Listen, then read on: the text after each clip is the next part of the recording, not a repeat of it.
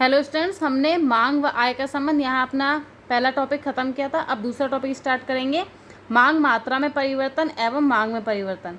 किसी वस्तु की कीमत में परिवर्तन से उस वस्तु की मांगी जाने वाली मात्रा में परिवर्तन को एक ही मांग वक्र में चलने से दिखाया जाता है। अर्थात देख लीजिए, सबसे पहला पॉइंट समझेंगे कि अन्य बातें समान रहने पर जब केवल कीमत में कमी के कारण वस्तु की अधिक मात्रा खरीदी जाती है तो उसे क्या कहा जाता है? मांग का विस्तार कहते हैं। जैसे कि जो भी मांगी जाने वाली मात्रा है वो कैसे बढ़ेगी?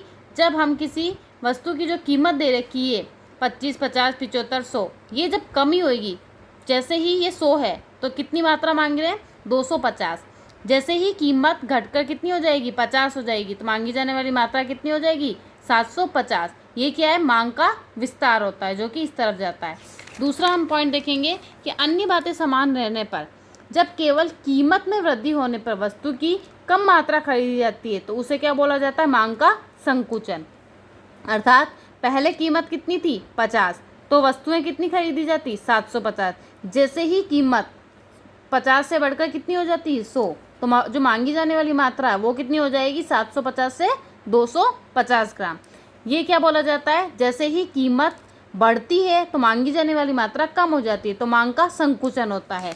और कीमत जब घटती है तो मांगी जाने वाली मात्रा बढ़ जाती है, तो ये क्या होता है? मांग का विस्तार। इसी तरह से डायग्राम दोनों का सेम है, सिर्फ मांग का विस्तार और मांग का संकुचन अलग है। अब देख लीजिए मांग वक्र में विवर्तन कैसे होता है। इसके दो प्रकार है। पहला है मांग वक्र का दाहिनी और आगे की तरफ खिसकना। वो कैसे खिसका जाता है कि किसी वस्तु की स्वयं की कीमत, जो वस्तु है उसकी स्वयं की कीमत अपरिवर्तित रहते हुए यदि जो उपभोक्ता है, जो सामान खरीदने वाला है, उसकी आय में वृद्धि हो जाए तो मांग में बदलाव आता है, जिससे मांग वक्र जो डीडी वक्र है वहाँ से DD1 पर ऊपर की ओर खिसक जाता है। जैसे कि मान लीजिए कीमत क्या है? स्थिर। हम जो पहले पढ़ रहे थे उसमें क्या होता है? कीमत में बदलाव होता, कभी कम और कभी ज़्यादा, उससे मांग का विस्तार और मांग का संकुचन होता। अब क्या होगा? कीमत स्थिर रहेगी लेकिन जो मांगी जाने वाली मात्रा है वो बढ़ेगी और घटेगी। जो ये मांगी जाने वाली मात्रा बढ़ी है, दाहिनी और खिसका, ये कब हुआ है? जब उपभोक्ता की आय में क्या हुई है? वृद्धि हुई है। अब देख लीजिए, पहले उपभोक्ता Q मात्रा मांग रहा था, अब उपभोक्ता कितना मांग रहा है? Q1, अर्थात उसके पास जो पैसा है वो क्या है? ज़्यादा आ गया है, इसलिए। दूसरा है मांग वक्र का बाएं अथवा मतलब नीचे की ओर खिसकना। ये कब होता है? किसी वस्तु की स्वयं की कीमत क्या रहती है? अपरिवर्तित रहते हुए यदि उपभोक्ता की आय में कमी के कारण, यहाँ आय बढ़ रही थी और यहाँ क्या हो रही है? कमी हो रही है, मांग में बदलाव आता है, जिससे मांग वक्र DD से DD1 नीचे की ओर बाईं ओर खिसक जाता है। अर्थात पहले इस तरफ बढ़ रहा था, अब ये क्या हो गया? नीचे खिसक रहा है। कीमत क्या है? सेम है, लेकिन जो आय है वो क्या हो गई है? कम हो गई है। यहाँ बढ़ रही थी और इधर कम हो गई है, इसलिए मांगी जाने वाली मात्रा भी क्या हो जाएगी? Q से Q1 आ जाएगी। यही है मांग का विवर्तन। अब देख लीजिए मांग का नियम क्या होता है। मांग का नियम ये बतलाता है कि अन्य बातें के स्थिर रहने पर एक वस्तु की क्या देखेंगे हम? सारी बातों को स्थिर रखिए, सिर्फ क्या देखेंगे? कीमत घटने पर उस वस्तु की मांग की मात्रा में वृद्धि होगी और कीमत के बढ़ने पर उसकी मांग की मात्रा में गिरावट आएगी। ये है मांग का नियम, जो हमने अभी आपके वक्र में भी समझाया कि जैसे ही कीमत बढ़ेगी तो मांगी जाने वाली मात्रा क्या होगी? कम। जैसे ही कीमत घटेगी तो मांगी जाने वाली मात्रा क्या होगी? बढ़ेगी। जस्ट उल्टा, मतलब हमेशा कीमत बढ़ी मांग कम हुई, कीमत घटी मांग बढ़ी, जस्ट उल्टा संबंध होता है। अब देख लीजिए, ये जो आपको डायग्राम में बता रखा है कि आपके कीमत कम है तो क्या हो रही? मांगी जाने वाली मात्रा ज़्यादा है। कीमत ज़्यादा है तो मांगी जाने वाली मात्रा कम होती है। अब देख लीजिए कि मांग के नियम की व्युत्पत्ति कैसे होती है। इसी के नियम से और क्या बनता है? मांग के नियम को निम्न दो तरीकों से हम समझा सकते हैं, व्युत्पन्न किया जा सकता है। मतलब इसी व्युत्पन्न अर्थात क्या होता है? मांग वक्र से कुछ उत्पत्ति अलग। तो पहला है सीमांत उपयोगिता। ये किसके संबंध में समझाएंगे? कीमत के संबंध में। फिर है सम सीमांत उपयोगिता नियम समझाएंगे। पहला समझाएंगे सीमांत उपयोगिता नियम, जो कीमत के साथ उपभोक्ता संतुलन की दशा में, मतलब उपभोक्ता का संतुलन कब होगा? जो भी खरीदने वाला उपभोक्ता, उसका संतुलन कब होगा? जब उतनी ही मात्रा मांग करता है जहाँ पर MU क्या है? आपके सीमांत उपयोगिता, जो कि कीमत के बराबर होगा। मतलब MU मार्जिनल यूटिलिटी, P क्या है?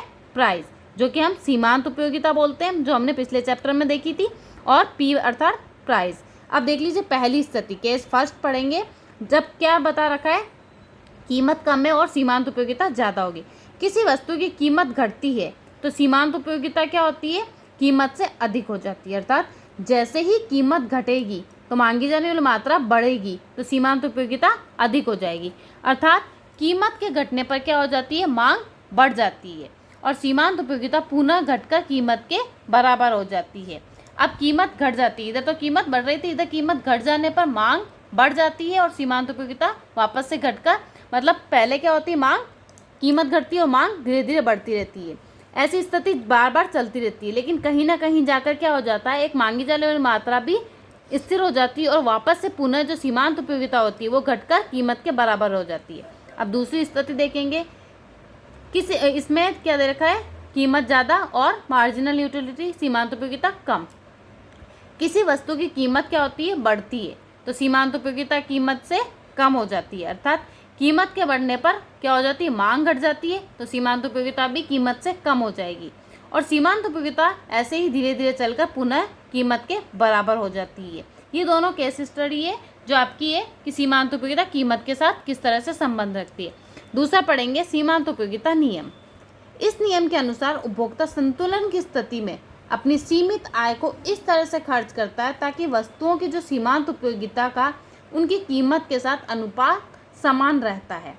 अब देख लीजिए, सबसे पहले यही जो आपको ऊपर जो समझा है उसी के अकॉर्डिंग है। इसमें दो वस्तुएं लेंगे हम, एक्स और वाई, इससे स्पष्ट करेंगे।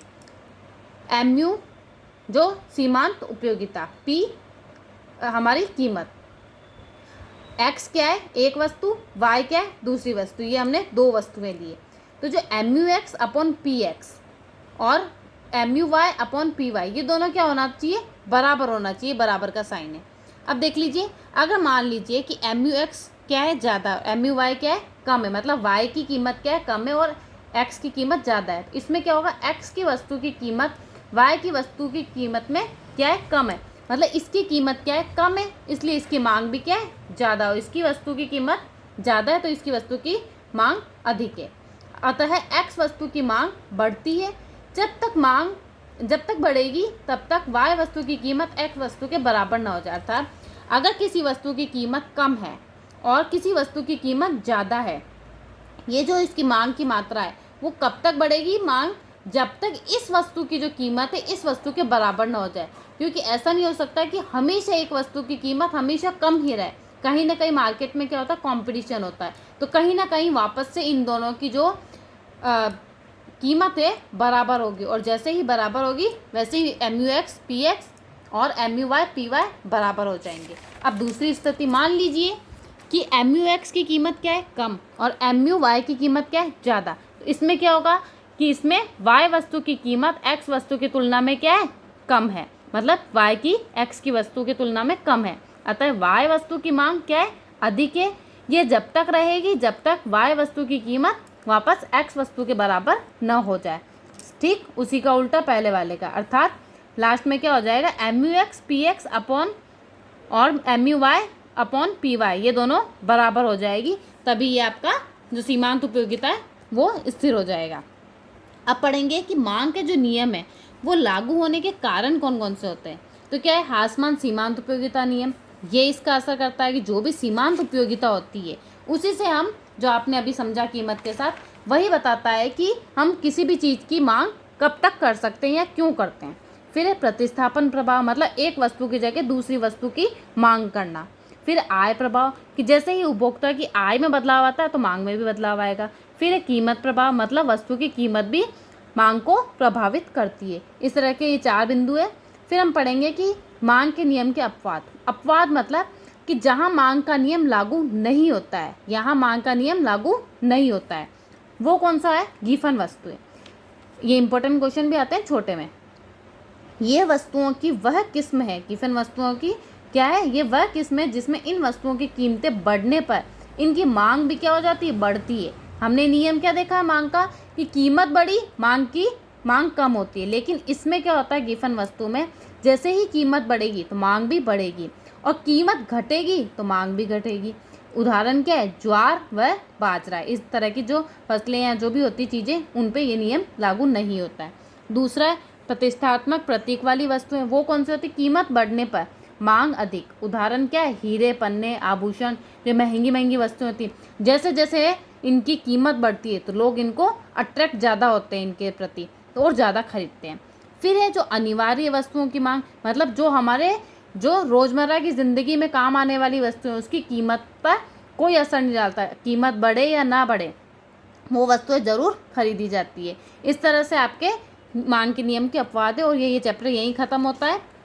Okay students, thank you.